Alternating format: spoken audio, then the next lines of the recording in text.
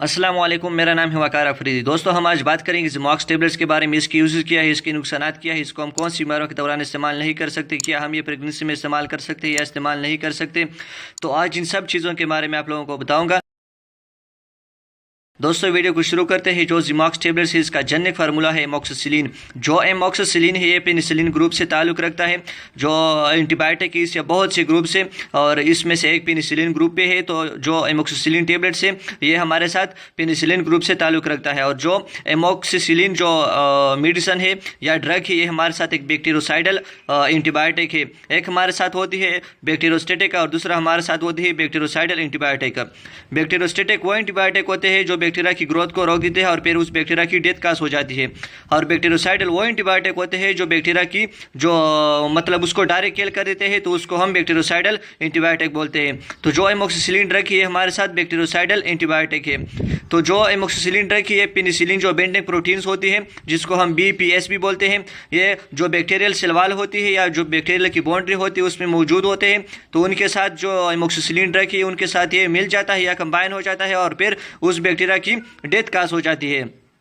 दोस्तों, इसके बाद यूजेस की तरफ चलते हैं कि जो ज़िमॉक्स टेबलेट्स है, इसको हम कौन सी बीमारियों के दौरान इस्तेमाल कर सकते हैं। ये हम एक्यूट एंड क्रोनिक ब्रोंकाइटिस में इस्तेमाल कर सकते हैं। एक हमारे साथ होता है एक्यूट और दूसरा हमारे साथ होता है क्रोनिक।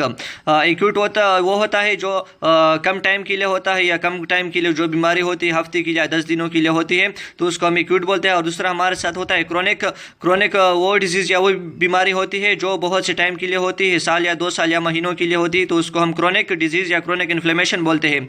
तो इसको हम एक्यूट एंड क्रोनिक ब्रोंकाइटिस दोनों में इस्तेमाल कर सकते हैं। ब्रोंकाइटिस क्या है? ब्रोंकाइटिस हमारे साथ जो ब्रोंकस है उसमें इन्फ्लेमेशन या जम होती है, तो उसको हम ब्रोंकाइटिस बोलते हैं। तो ब्रोंकस क्या है? ब्रोंकस जो हमारा रिस्पायरेटरी ट्रैक या जो सांस लेने का जो रास्ता है, वहाँ का एक पार्ट है जो कि जो लंग्स है वहाँ के करीब है। तो उसमें जब इन्फ्लेमेशन या जम होती है तो उसको हम ब्रोंकाइटिस बोलते हैं। इसमें यह होता है कि आपका जो चेस्ट है वहाँ पर इन्फ्लेमेशन या जम होती है, आपको सांस लेने में तकलीफ होती है।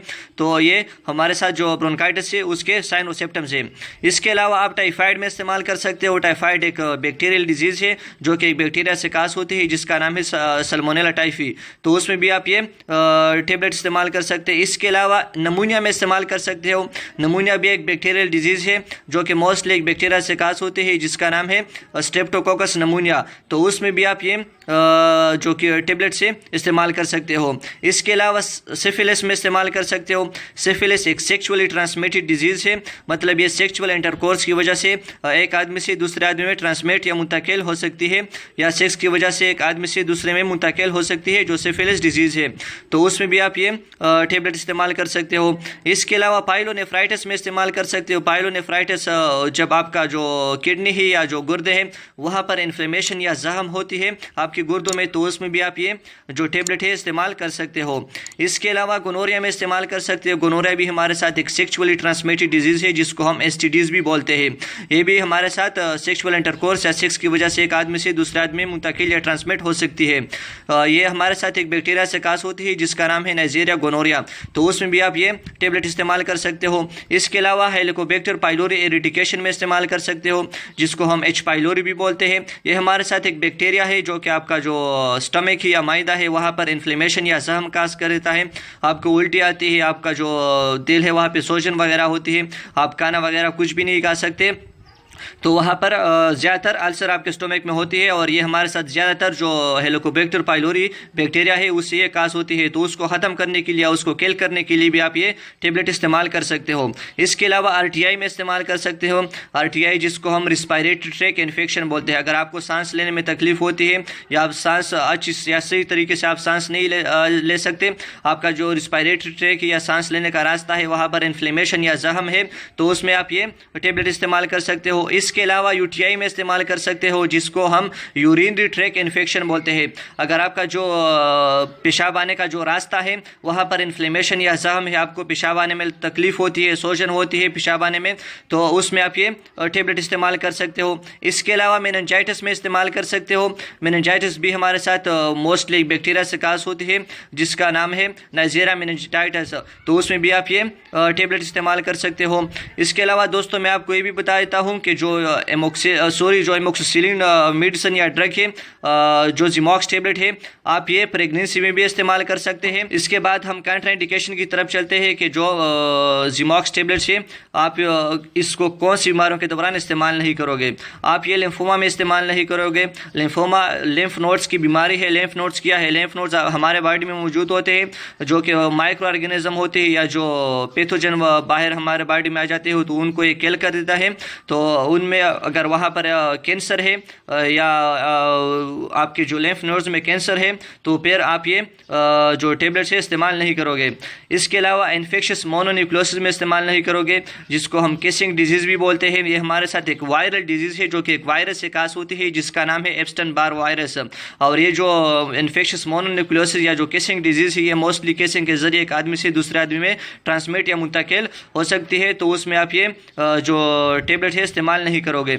इसके अलावा हाइपर सेंसिटिविटी में इन टेबलेट्स को इस्तेमाल नहीं करोगे। हाइपर सेंसिटिविटी हम उस हालत को बोलते हैं जब अगर आप इन ड्रग्स से एलर्जिक या इन ड्रग्स की यूज़ की वजह से आपके बॉडी में एलर्जिक रिएक्शन का प्रोड्यूस हो जाते हैं, तो फिर आप ये जो टेबलेट है इस्तेमाल ना करें। इसके बाद दोस्तों हम साइड इफ़ेक्ट की तरफ चलते हैं कि जो जिमॉक्स टेबलेट्स है इनकी यूज़ की वजह से या इनकी ज़्यादा यूज़ की वजह से आपकी बॉडी में कौन सी नुकसानात कास हो सकते हैं। इससे थ्रोम्बोसाइटोपिनिया कास हो सकता है। थ्रोम्बोसाइटोपिनिया हम उस हालत को बोलते हैं जब आपका जो प्लेटलेट्स का लेवल है जो आपके ब्लड में मौजूद होते हैं वो अपने नॉर्मल हालत से कम हो जाए तो उसको हम थ्रोम्बोसाइटोपिनिया बोलते हैं। इसके अलावा जो लिवर एंजाइम है जिसमें हमारे साथ AST हो गया, LP हो गया या जो ALT हो गया, हमारे साथ जो एंजाइम है उनका जो लेवल है वो अपने नॉर्मल हालत से थोड़ा सा ज़्यादा हो सकता है। इसके अलावा वोमिटिंग कास हो सकते हैं जिसको हम उल्टियाँ ना बोलते हैं। अगर आप इन टेबलेट्स को बहुत से टाइम के लिए इस्तेमाल करते हो तो आपको उल्टियाँ भी आ सकते हैं। इसके अलावा जॉन्डिस कास हो सकता है। जॉन्डिस हम उस हालत को बोलते हैं जब आपके ब्लड में बिलिरुबिन का लेवल ज़्यादा हो जाए तो उसको हम जॉन्डिस बोलते हैं। आपका जो स्किन होता है वो येलो हो जाता है और आपका जो आई है जिसमें स्क्लेरा होता है उसका जो रंग होता है वो येलो हो जाता है। तो ये जॉन्डिस की अलामात है, तो इनसे जॉन्डिस भी कास हो सकता है। इसके अलावा एनोरेक्सिया हो सकता है। एनोरेक्सिया हम उस हालत को बोलते हैं जब आपको भूख नहीं लगती तो उसको हम एनोरेक्सिया बोलते हैं। अगर आप इन टेबलेट्स को ज़्यादा यूज़ करोगे तो आपको एनोरेक्सिया भी हो सकता है। इसके अलावा डिजीनेस कास हो सकता है जिसको हम चक्कर आना बोलते हैं। इसके अलावा डायरा भी कास हो सकता है। अगर आप इन जो टेबलेट से अगर आप ज़्यादा टाइम के लिए इस्तेमाल करते हो या बहुत सी दिनों के लिए इस्तेमाल करते हो इन टेबलेट्स को तो आपको डायरा भी कास हो सकता है जिसको हम असहाल की बीमारी बोलते हैं या दस्त बोलते हैं। दोस्तों ये थी आज की वीडियो। अगर आपको ये वीडियो पसंद आई हो तो प्लीज़ दोस्तों वीडियो को लाइक ज़रूर कीजिए और अपने दोस्तों के साथ शेयर कीजिए और मेरे चैनल को सब्सक्राइब करना ना भूलिए क्योंकि मुझे आपकी सपोर्ट की ज़रूरत है और आपकी वजह से मेरे चैनल के सब्सक्राइब बहुत कम है और मेरे वीडियोज़ के ऊपर जो व्यूज़ होते हैं वो बहुत कम आते हैं। तो प्लीज़ दोस्तों वीडियो को लाइक कीजिए और चैनल को सब्सक्राइब कीजिए। फ़ी अमान अल्लाह।